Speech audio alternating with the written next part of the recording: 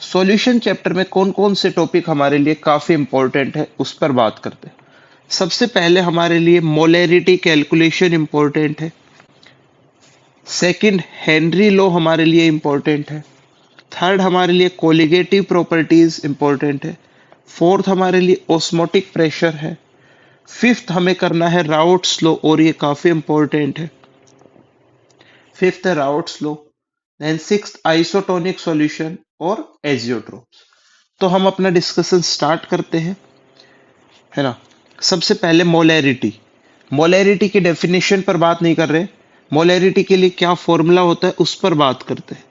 Molarity के लिए जो फॉर्मूला हमारे पास है वो है मास of solute upon molar mass of solute in 2000 upon volume of solution in ml upon volume of solution in ml। ये फॉर्मूला यूज करना है हमें। मोलैरिटी का अगर वैसे बात करें, मोलैरिटी, तो मोलैरिटी को हम लोग लिखते हैं moles of solute, moles of solute divided by volume of solution, volume of solution in litre. अगर चेंज करें तो हमारे पास ये फॉर्मूला बन जाता है। चलिए, इसके बेस पर क्या क्वेश्चन पूछा हमसे उस पर बात करते हैं। इसके बेस पर क्या क्वेश्चन पूछा, 2023 में क्वेश्चन आया, calculate the molarity of a solution containing 4 gram NaOH in 200 ml solution. So सबसे पहले mass of solute, mass of solute क्या है, 4 ग्राम। वॉल्यूम ऑफ सॉल्यूशन कितना है, volume of solution 200 ml। Molar mass of NaOH, molar mass of NaOH is 40। So अब हम calculate करते हैं molarity. Molarity mass divided by molar mass in 2000 divided by volume of solution in ml। इधर से ये cancel हो गया, इधर से ये कैंसिल हो गया, ये 1/2, 1/2 का मतलब 0.5 मोलर। तो ये हमारा आंसर हो गया, ये हमारा आंसर हो गया। बिल्कुल सिंपल है, एक बार आप देख लीजिए।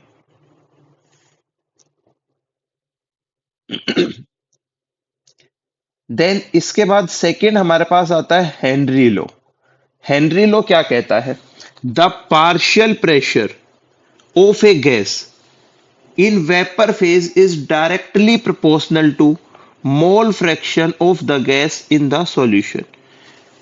Partial pressure of a gas in vapor phase directly proportional होगा mole fraction of the gas in the solution। So partial pressure directly proportional है mole fraction के।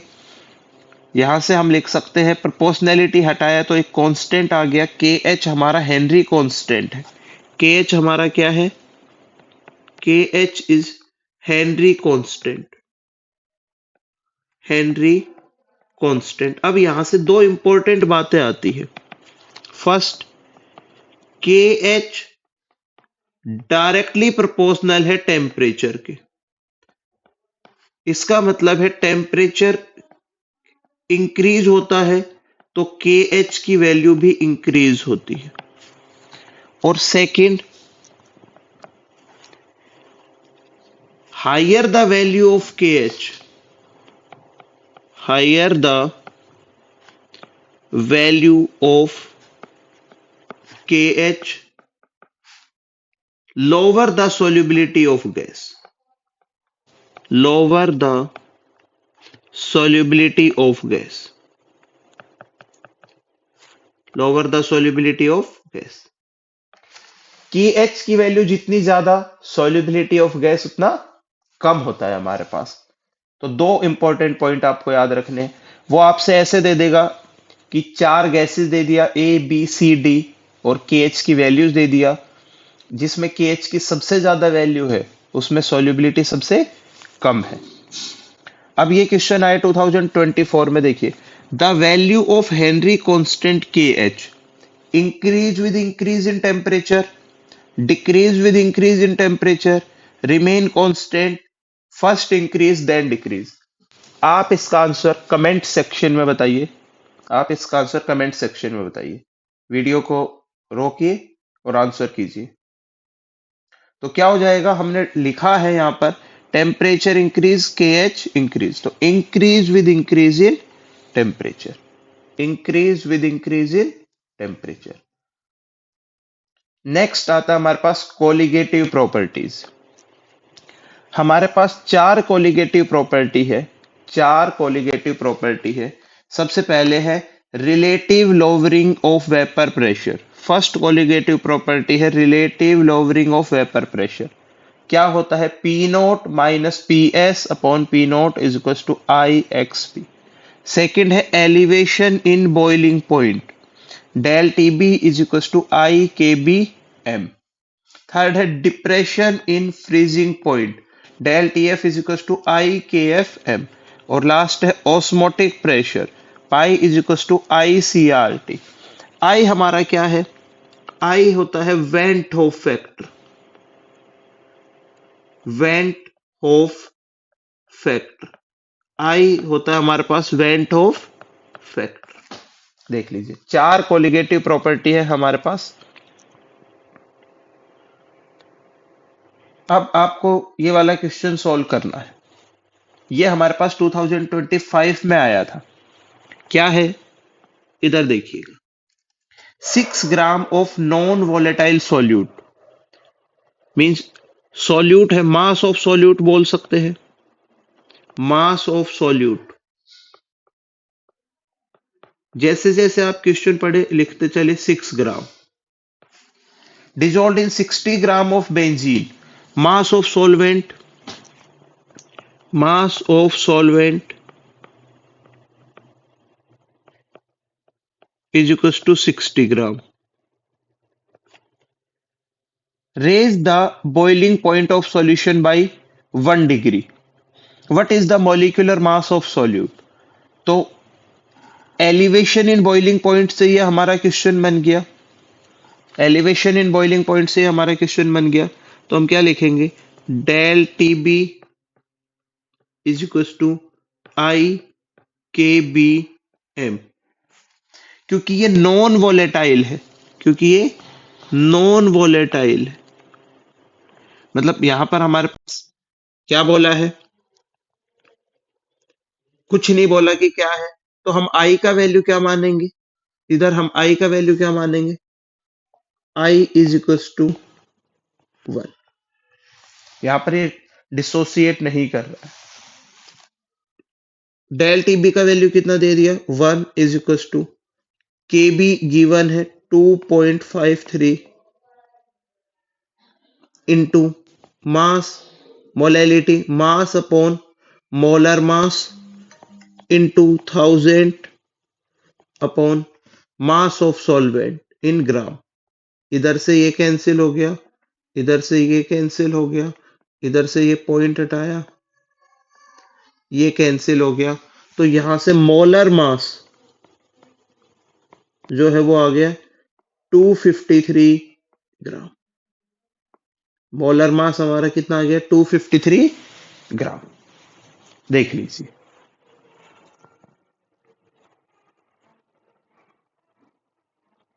नेक्स्ट आपसे पूछा है in comparison to 0.01 molar solution of glucose. Glucose dissociate नहीं करता है, glucose dissociate नहीं करता। The depression in freezing point of this is, तो डिप्रेशन इन फ्रीजिंग पॉइंट, तो पहले हम बात कर रहे हैं यहां पर ग्लूकोज का, ग्लूकोज का। तो ग्लूकोज के लिए del T F is equal to I K F M है, del T F is equal to I K F M. अब ये बताइए कंसंट्रेशन दोनों जगह सेम है, concentration is same for both. Concentration is same for both. Glucose के लिए भी MgCl2 के लिए भी. तो डेल TF डायरेक्टली प्रोपोर्शनल होगा वेंट होफ फैक्टर के लिए, और ग्लूकोज का van't Hoff factor del TF directly proportional क्या हो जाएगा वेंट होफ फैक्टर के लिए. ग्लूकोज के लिए I का जो वैल्यू है वो कितना है 1, और MgCl2 के लिए MgCl2 डिसोसिएट करता है किसमें Mg+2 प्लस 2Cl माइनस. तो इसके लिए I का वैल्यू क्या हो गया 3. इसके लिए I का वैल्यू क्या हो गया 3. सो डिप्रेशन इन फ्रीजिंग पॉइंट क्या हो जाएगा 3 टाइम्स हो जाएगा. डिप्रेशन इन फ्रीजिंग पॉइंट क्या हो जाएगा 3 टाइम्स हो जाएगा. नेक्स्ट है हमारे पास topic osmotic pressure. Osmotic pressure क्या होता है इधर समझिएगा.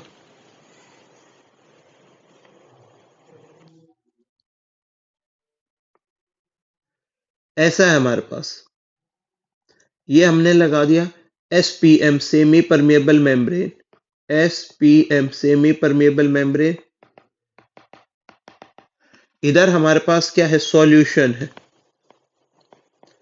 सॉल्यूशन है, और इसमें हमारे पास क्या है सॉल्वेंट है, सॉल्वेंट. ऐसे समझिए. तो इधर आपके पास जो प्रेशर है, जो वेपर प्रेशर है वो 0.2 का है. इधर वेपर प्रेशर क्या है 0.1 का है. सो सॉल्वेंट का फ्लो होगा किस साइड सॉल्यूशन की साइड. तो हम एक्सटर्नल प्रेशर लगा देते हैं पाई. एक्सटर्नल प्रेशर लगा देते हैं हम क्या पाई, ताकि ये जो फ्लो है वो रुक सके, ताकि ये फ्लो ना हो सके. सो ऑस्मोटिक प्रेशर क्या है the external pressure that must be applied on the solution side to stop the flow of solvent is called osmotic pressure. जो हम एक्सटर्नल प्रेशर लगा रहे हैं to stop osmosis is known as osmotic pressure, is known as osmotic pressure. देख लीजिए. Next है काफी important, मैंने स्टार भी लगाया था इसमें, राउट्स लॉ. राउट्स लॉ क्या कहता है it states that the partial vapour pressure of which volatile component is directly proportional to mole fraction. So ये कहता है partial vapour pressure directly proportional है किसके मोल फ्रैक्शन के. प्रोपोर्शनैलिटी को हटाते हैं. So partial vapour pressure is equal to P0I XI, ये बन जाता है हमारे पास. P0I क्या है हमारे पास vapour pressure of pure component, vapour pressure of pure component. ये है PI डायरेक्टली प्रोपोर्शनल है XI के. PI is equal to PI nought XI. PI nought क्या है vapour pressure of pure component. So Raoult's law काफी important है, फिर से एक बार देख लीजिए. It states that the partial vapor pressure of each volatile component in the solution is directly proportional to mole fraction. Then isotonic solution हमारे पास. Iso का मतलब क्या होता है आइसो का मतलब होता है same. Iso means same. So such solution which have same value of osmotic pressure at same temperature is called isotonic solution, है ना. सो हमारे पास हम ये बोल सकते हैं जो पाई है वो होता है CRT. ऑस्मोटिक प्रेशर जो है वो कंसंट्रेशन, आर हमारा कांस्टेंट है, टेम्परेचर पर डिपेंड करता है. तो isotonic solution such solution which have same value of osmotic pressure at same temperature is called isotonic solution. Then next है एजियोट्रोप्स. क्या होते हैं एजियोट्रोप लिक्विड लिक्विड मिक्सचर होता है जिसमें डेफिनेट कंपोजिशन होता है और boiling like a pure liquid. Means हम इसको फ्रैक्शनल डिस्टिलेशन से सेपरेट नहीं कर सकते, है ना, हम इसको फ्रैक्शनल डिस्टिलेशन से सेपरेट नहीं कर सकते। ये हमारे टॉपिक है। और इसमें मैं ऐड करूं तो आप एग्जाम्पल ऑफ आइडियल सॉल्यूशन और देख सकते हैं। Example of ideal solution, example of ideal solution, ideal और नॉन आइडियल सॉल्यूशन होते हैं। तो एग्जाम्पल ऑफ आइडियल सॉल्यूशन में आप देख लीजिए, N hexane and N heptane, N hexane and N heptane. Second है हमारे पास बेंजीन एंड टोलुइन। थर्ड है हमारे पास chloroethane, chloroethane and bromoethane, chloroethane and bromoethane. ये टॉपिक आप देख लीजिए। नेक्स्ट है कि van't Hoff factor I, van't Hoff factor, van't Hoff factor I का वैल्यू। डिसोसिएशन के लिए हम बात करते हैं, डिसोसिएशन के लिए। और हमारे लिए स्ट्रॉन्ग इलेक्ट्रोलाइट है जो 100% डिसोसिएट हो जाता है, तो आई इज इक्वल टू होता है number of ions, I is equal to number of ion. जैसे MgCl2 है, MgCl2 ये डिसोसिएट होगा तो क्या बनेगा, Mg plus 2 plus 2Cl minus. एक Mg का आयन है और दो क्लोराइड के आयन है, तो आई का वैल्यू क्या हो गया इसके लिए 3। मान लीजिए हमारे पास है K2SO4, डिसोसिएट होगा किसमें 2K plus plus SO4 2 minus. तो इसके लिए आई का वैल्यू क्या होगा 2 प्लस 1 3, 2 प्लस 1 3। NaCl है, नॉर्मल डिसोसिएट होता है किसमें Na plus plus Cl minus, I का वैल्यू कितना है 2। ठीक है। सॉल्यूशन चैप्टर में ये वाले सारे टॉपिक्स आपको जरूर से करने हैं, है ना, बोर्ड में आपको काफी हेल्प होगी। मोस्टली हमने पूरा चैप्टर कवर कर लिया है। प्लीज आप लोग अपना वैल्यूएबल फीडबैक कमेंट सेक्शन में बताइए, है ना, कमेंट सेक्शन में बताइए कि आपको कैसा लगा वीडियो,